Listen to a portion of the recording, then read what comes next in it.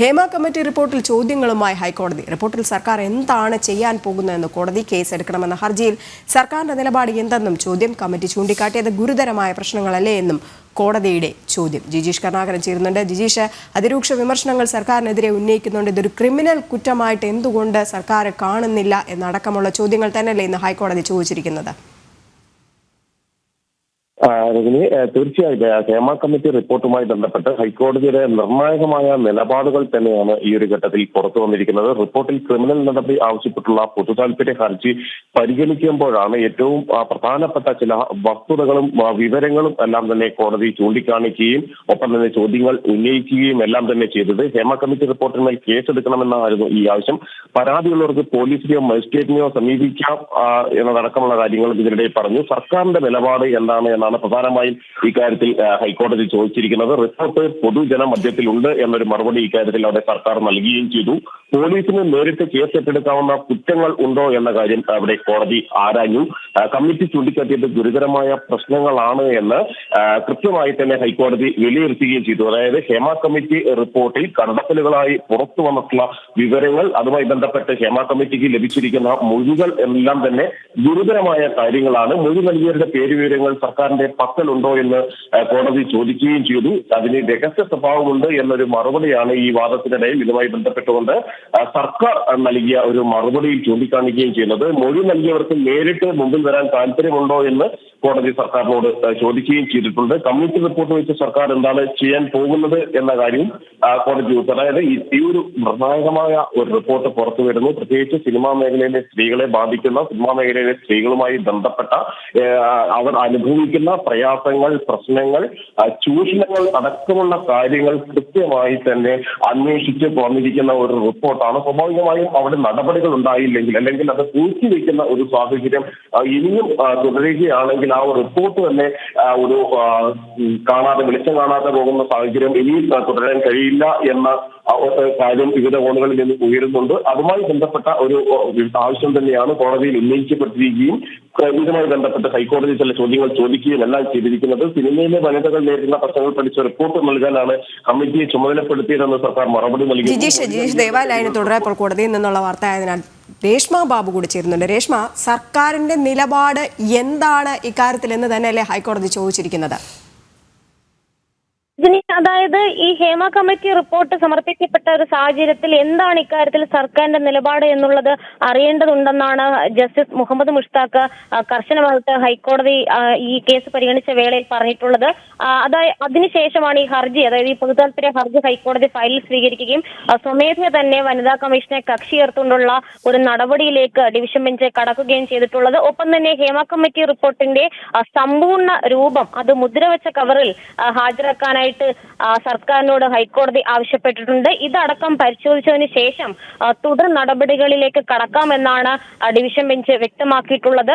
ഒപ്പം തന്നെ ഇക്കാര്യത്തിൽ ചില ചോദ്യങ്ങളും ഹൈക്കോടതി ഉന്നയിച്ച ഒരു സാഹചര്യമുണ്ട്. അതായത് ഈ റിപ്പോർട്ടിൽ ഗുരുതരമായിട്ടുള്ള ആരോപണങ്ങളും ഗുരുതരമായിട്ടുള്ള കുറ്റകൃത്യങ്ങൾ കണ്ടെത്തിയിട്ടുണ്ട് എന്നുള്ളതായിരുന്നു ആദ്യഘട്ടത്തിൽ തന്നെ ഈ കേസ് പരിഗണിച്ച വേളയിൽ ഹൈക്കോടതി സർക്കാരിന് വേണ്ടിയിട്ട് ഹാജരായിട്ടുള്ള അഡ്വക്കേറ്റ് ജനറലിനോട് ചോദിച്ചത്. നിലവിൽ സർക്കാർ വ്യക്തമാക്കിയിട്ടുള്ളത് ഈ ജുഡീഷ്യൽ കമ്മിറ്റി അല്ല, മറിച്ച് സർക്കാർ നിയോഗിച്ച ഒരു കമ്മിറ്റിയാണ് ഹേമ കമ്മീഷൻ.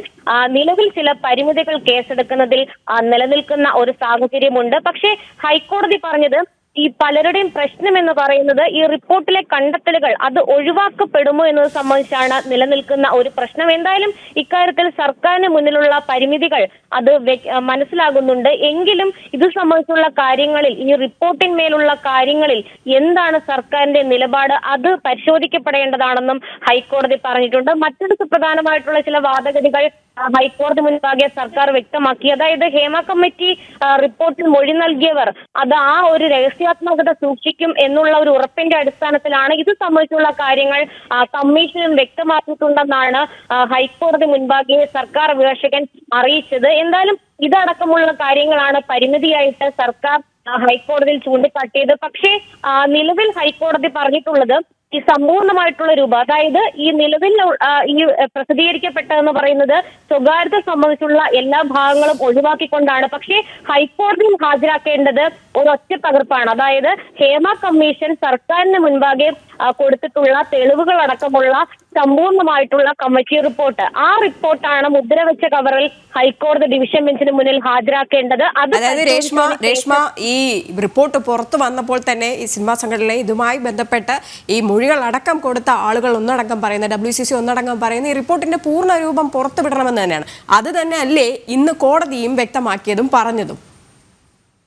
രജനി, അതായത് ഈ പൂർണ്ണ രൂപത്തിലാണ് കൂടുതൽ കാര്യങ്ങൾ, അതായത് ഈ മൊഴി നൽകിയവർ കൂടുതൽ വ്യക്തതയുള്ള കാര്യങ്ങൾ പറഞ്ഞിട്ടുള്ളത്. അതുകൊണ്ട് തന്നെ പലരിലേക്കും ഈ ഒരു അവരുടെ ഐഡന്റിറ്റി വെളിപ്പെടുത്തുന്ന തരത്തിലേക്ക് കാര്യങ്ങൾ എത്തും. അതുകൊണ്ട് തന്നെയാണ് ഈ സ്വകാര്യതയുടെ ഒരു പുറത്ത് ഈ ഭാഗങ്ങൾ ഒഴിവാക്കിക്കൊണ്ട് പ്രസിദ്ധീകരിക്കാനായിട്ടുള്ള ഒരു തീരുമാനത്തിലേക്ക് കടന്നത്. പക്ഷേ ആ സമ്പൂർണ്ണമായിട്ടുള്ള ഹേമ കമ്മിറ്റി റിപ്പോർട്ട്, അതായത് 2019 ഡിസംബർ 31 ഹേമ കമ്മീഷൻ ഔദ്യോഗികമായിട്ട് സർക്കാരിന് കൈമാറിയ റിപ്പോർട്ടിന്റെ പൂർണ്ണ രൂപം, അതിൽ ഒന്നും ഒഴിവാക്കാതെ ആ ഒരു ഒറ്റ പകർപ്പ് മുദ്രവെച്ച കവറിൽ ഹാജരാക്കാനായിട്ടാണ് നിലവിൽ സർക്കാരിന് വേണ്ടിയിട്ട് ഹാജരായിട്ടുള്ള അഡ്വക്കേറ്റ് ജനറലിന് ഹൈക്കോടതി ഡിവിഷൻ ബെഞ്ച് നിർദ്ദേശം നൽകിയിരിക്കുന്നത്. അതായത് ഈ നിലവിൽ എഡിറ്റഡ് ആയിട്ടുള്ള ഒരു ഭാഗമാണ് വന്നിരിക്കുന്നത്. പക്ഷെ ആ പൂർണ്ണ രൂപം പരിശോധിച്ചതിന് ശേഷം ഈ ഗുരുതരമായിട്ടുള്ള കുറ്റകൃത്യങ്ങൾ കണ്ടെത്തിയതിന് പുറമെ കേസെടുക്കുവാൻ തക്ക നിയമപരമായിട്ടുള്ള കാര്യങ്ങൾ ഇക്കാര്യത്തിൽ ഉണ്ടോ എന്ന് ഈ പൂർണ്ണ റിപ്പോർട്ട് പരിശോധിച്ചതിന് ശേഷം ഹൈക്കോടതിക്ക് മനസ്സിലാകും. എന്തായാലും ഈ തെളിവുകളടക്കം വാട്സപ്പ് ചാറ്റും ക്ലിപ്പിംഗ്സും അടക്കമുള്ള ഉൾപ്പെടെയുള്ള കാര്യങ്ങളാണ് സർക്കാരിന് ഈ സമ്പൂർണ്ണ റിപ്പോർട്ട് കൈമാറുന്ന വേളയിൽ ഹേമ കമ്മീഷൻ നൽകിയത്. അതടക്കം കൊടുക്കേണ്ടി വരും. എന്തായാലും മുദ്രവെച്ച കവറിലായതുകൊണ്ട് തന്നെ അതിന്റെ രഹസ്യാത്മകത ഹൈക്കോടതി സൂക്ഷിക്കുകയും ചെയ്യും. എന്തായാലും അത് പബ്ലിക് ഡൊമൈനിലേക്ക് വരത്തില്ല. പക്ഷേ അത് ഹൈക്കോടതി പരിശോധിക്കും. പ്രത്യേകിച്ച് ഈ സെക്ഷൽ ഹരാസ്മെന്റ് അടക്കമുള്ള കാര്യങ്ങൾ ഹേമ കമ്മിറ്റി റിപ്പോർട്ടിലൂടെ പുറത്തു വന്ന ഒരു സാഹചര്യത്തിൽ ആ ഗുരുതരമായിട്ടുള്ള കുറ്റകൃത്യങ്ങൾ കണ്ടെത്തിയിട്ടുണ്ടെങ്കിൽ അതിൽ ഏതു വിധത്തിലുള്ള നിയമപരമായിട്ടുള്ള ക്രിമിനൽ നടപടികൾ എടുക്കാൻ സാധിക്കുമോ എന്നതായിരിക്കും പിന്നീട് ഹൈക്കോടതി പരിശോധിക്കുക. അതിനു വേണ്ടിയിട്ടാണ് നിലവിൽ സമ്പൂർണ്ണമായിട്ടുള്ള ഹേമ കമ്മിറ്റി റിപ്പോർട്ട് രേഷ്മ, അതായത് സർക്കാർ ഇന്നും കോടതിയിൽ വ്യക്തമാക്കിയത് ആർക്കെങ്കിലും പരാതി ഉണ്ട് എന്നുണ്ടെങ്കിൽ അത് നടപടികളുമായിട്ട് പോകാം എന്നുള്ളൊരു കാര്യമാണ്. അതായത് സാധാരണഗതിയിൽ, അതായത് ഈ പൊതുതാൽപര്യ ഹർജിക്കാരന്റെ ഉദ്ദേശം എന്ത് എന്നുള്ളതാണ് ആദ്യഘട്ടത്തിൽ ഹൈക്കോടതി ആരാഞ്ഞത്. അതിന്റെ അടിസ്ഥാനത്തിലാണ് പരാതി ഉണ്ടെങ്കിൽ സ്വാഭാവികമായിട്ടും പോലീസിനെ അല്ലെങ്കിൽ മജിസ്ട്രേറ്റ് കോടതിയെ സമീപിച്ചുകൊണ്ടുള്ള ഒരു കാര്യത്തിലേക്ക് കടക്കാമെന്നുള്ള ഒരു പരാമർശം ആദ്യഘട്ടത്തിൽ ഹൈക്കോടതിയുടെ ഭാഗത്തുനിന്നും ഉണ്ടായത്. പക്ഷേ ഹൈക്കോടതി ഈ ഒരു പൊതുതാൽപര്യ ഹർജി അത് ഗൗരവകരമായിട്ട് തന്നെയാണ് കണ്ടത്. പ്രത്യേകിച്ച് സർക്കാർ ഈ ഹേമ കമ്മിറ്റി റിപ്പോർട്ടിന്മേൽ എന്ത് നിലപാടാണ് നിലവിൽ സ്വീകരിക്കുന്നത് എന്നുള്ളതാണ് ഹൈക്കോടതിക്ക് അറിയേണ്ടത്. എന്തായാലും പ്രാഥമിക നടപടി എന്നുള്ള രീതിയിലാണ് പ്രസ്തുത ഹർജി ഹൈക്കോടതി ഫയലിൽ സ്വീകരിക്കുകയും ഒപ്പം തന്നെ സമ്പൂർണ്ണ ഹേമ കമ്മിറ്റി റിപ്പോർട്ട് വിളിച്ചു വരുത്തി പരിശോധിക്കണമെന്നുള്ള ഒരു തീരുമാനത്തിലേക്ക് ഡിവിഷൻ ബെഞ്ച് കടക്കുകയും ചെയ്തിട്ടുള്ളത്. എന്തായാലും നിലവിൽ ഈ തിരുവനന്തപുരം സ്വദേശി നൽകിയിട്ടുള്ള പൊതുതാൽപര്യ ഹർജിയാണ് ഹൈക്കോടതി ഫയലിൽ സ്വീകരിച്ചത്. പ്രധാനപ്പെട്ട ആവശ്യങ്ങളിൽ ഒന്ന് തന്നെയായിരുന്നു ഈ ക്രിമിനൽ നടപടി ആവശ്യം. അതായത് ഈ ഹേമ കമ്മിറ്റി റിപ്പോർട്ടിൽ കണ്ടെത്തിയിട്ടുള്ള ഗുരുതരമായിട്ടുള്ള കുറ്റകൃത്യങ്ങൾ, അതുകൊണ്ട് തന്നെ ഇക്കാര്യത്തിൽ ഒരു ക്രിമിനൽ നടപടി ആവശ്യപ്പെടുന്നുണ്ട്. അതോടൊപ്പം തന്നെ സമ്പൂർണ്ണമായിട്ടുള്ള ഹേമ കമ്മിറ്റി റിപ്പോർട്ട് കോടതി വിളിച്ചു വരുത്തണം എന്നുള്ളതായിരുന്നു രണ്ടാമത്തെ ഒരു ആവശ്യമായിട്ട് ഹർജിക്കാരൻ മുന്നോട്ട് വെച്ചത്. അത് പ്രാഥമിക ഘട്ടത്തിൽ തന്നെ അംഗീകരിച്ചുകൊണ്ട് അത് പരിശോധിക്കണം എന്നുള്ള ഒരു നിലപാട് ഇക്കാര്യത്തിൽ ഡിവിഷൻ ബെഞ്ച് സ്വീകരിക്കുകയായിരുന്നു. ഇനി ഡിവിഷൻ ബെഞ്ച് ഇക്കാര്യത്തിൽ ഒരു തുടർ നടപടികൾ സ്വീകരിക്കുന്നത് അടുത്ത തവണ ഈ കേസ് പരിഗണിക്കുന്ന സമയത്ത് ഈ മുദ്രവെച്ച കവറിൽ സമർപ്പിക്കപ്പെടുന്ന റിപ്പോർട്ട് അടക്കം പരിശോധിച്ചതിന് ശേഷം അക്കാര്യത്തിൽ മൊഴികളിലെ ആ ഗൗരവ സ്വഭാവം കണക്കിലെടുത്തും ക്രിമിനൽ നടപടി ആവശ്യമുണ്ടെങ്കിൽ മറ്റ് തലത്തിലുള്ള തുടർ നടപടികളിലേക്ക് ഹൈക്കോടതി കടക്കും. അതോടൊപ്പം തന്നെയാണ് വനിതാ കമ്മീഷന് ഇക്കാര്യത്തിൽ ഹൈക്കോടതി കക്ഷി ചേർത്തിട്ടുള്ളത്. വനിതാ കമ്മീഷന്റെ നിലപാടും ഹൈക്കോടതിക്ക് അറിയേണ്ടതുണ്ട്. അതിന്റെ അടിസ്ഥാനത്തിലാണ് ഈ പൊതുതാൽപര്യ ഹർജിയിൽ സ്വമേധയാ വനിതാ കമ്മീഷനെയും കൂടി ഹൈക്കോടതി കക്ഷി ചേർത്തത്. രജനി, അപ്പൊ ഇന്നലെ തന്നെ ഈ WCC അംഗങ്ങളുടെയും ഒപ്പം പാർവതി തിരുവോത്ത് അടക്കമുള്ളവർ പറയുന്നത് ഇപ്പൊ നമ്മൾ ഈ മൊഴി അടക്കമുള്ള കാര്യങ്ങൾ ഈ ഹേമ കമ്മിറ്റിക്ക് മുന്നിൽ വെച്ചിട്ടുണ്ട്. ഇനി ഞങ്ങൾ പരാതിയുമായിട്ട് പോകണമോ പോലീസിന്റെ അടുത്ത് എന്നുള്ള ചോദ്യമാണ് ഉന്നയിച്ചത്.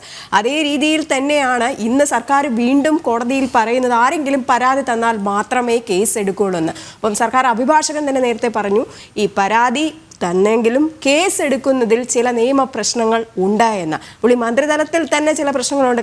കഴിഞ്ഞ മണിക്കൂറിൽ KN ബാലഗോപാൽ പറഞ്ഞിട്ടുണ്ടായിരുന്നു ഈ പരിഷ്കൃത നിയമങ്ങൾ ഇപ്പോൾ ഉണ്ട്, സ്വമേധയാ തന്നെ ഇതിൽ കേസ് എടുക്കാമെന്നുള്ളൊരു കാര്യം.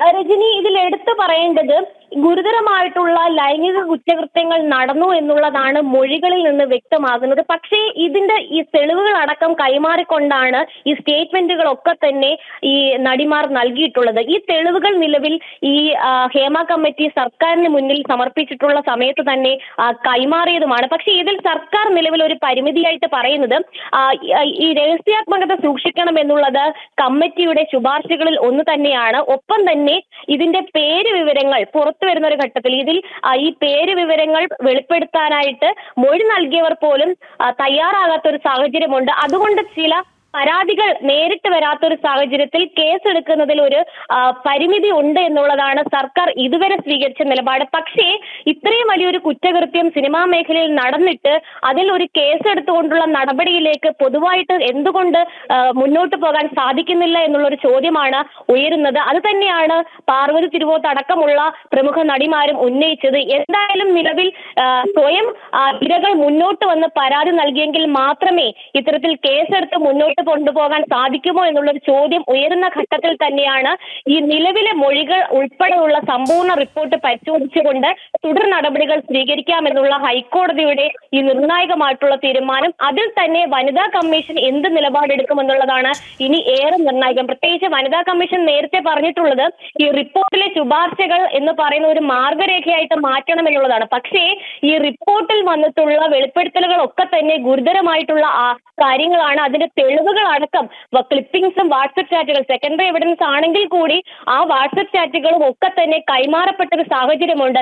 ഇത്തരത്തിൽ തെളിവുകൾ സർക്കാരിന്റെ പക്കൽ ഇരിക്കുന്ന സാഹചര്യത്തിൽ തന്നെ ഈ ഒരു ഘട്ടത്തിൽ കേസെടുക്കാതെ മുന്നോട്ട് പോവുകയാണെങ്കിൽ അത് വനിതാ കമ്മീഷന് ഏത് തരത്തിലായിരിക്കും നിലപാട് സ്വീകരിക്കുക എന്നുള്ളതും പ്രസക്തമാണ്. എന്തായാലും വനിതാ കമ്മീഷനെയും കക്ഷി ചേർത്തത് അവരുടെ നിലപാട് കൂടി വ്യക്തമായതിനു ശേഷം തുടർ തീരുമാനത്തിലേക്ക് കടക്കാം എന്നുള്ളതിന്റെ അടിസ്ഥാനത്തിലാണ്. എന്തായാലും ഹർജി ഹൈക്കോടതി ഫയൽ സ്വീകരിച്ചത് തന്നെ സർക്കാരിനെ സംബന്ധിച്ച് ഒരു പ്രതിസന്ധിയാക്കുന്നുണ്ട്. പ്രത്യേകിച്ച് നാളിതുവരെയായിട്ട് ഏകദേശം ഒരാഴ്ചയായിട്ട് ഈ ഒരു റിപ്പോർട്ട് പുറത്തു വന്നതിന് ശേഷം ഈ കേസ് നടപടികൾ വേണമെന്നുള്ളത് പ്രതിപക്ഷവും മറ്റ് പൊതു സമൂഹവും ഉന്നയിച്ച ഒരാവശ്യമാണ്. പക്ഷെ അതിൽ പരിമിതികൾ സൂചിപ്പിച്ചുകൊണ്ടാണ് സർക്കാർ പിന്നോട്ട് പോകുന്നത്. പക്ഷെ അതിൽ കോടതിക്ക് പോലും ഈ സമ്പൂർണ്ണമായിട്ടുള്ള റിപ്പോർട്ട് പരിശോധിച്ചുകൊണ്ട് ഹേമ കമ്മിറ്റി റിപ്പോർട്ട് സർക്കാരിന്റെ നിലപാട് തേടിയിരിക്കുകയാണ് ഹൈക്കോടതി. നിർണായകമായ ഗുരുതരമായ കുറ്റകൃത്യങ്ങൾ, ലൈംഗിക കുറ്റകൃത്യങ്ങൾ ഉണ്ടായിട്ടും എന്തുകൊണ്ട് കേസ് എടുക്കുന്നില്ല എന്നടക്കമുള്ള ചോദ്യങ്ങളും ഹൈക്കോടതി ചോദിക്കുകയുണ്ടായി.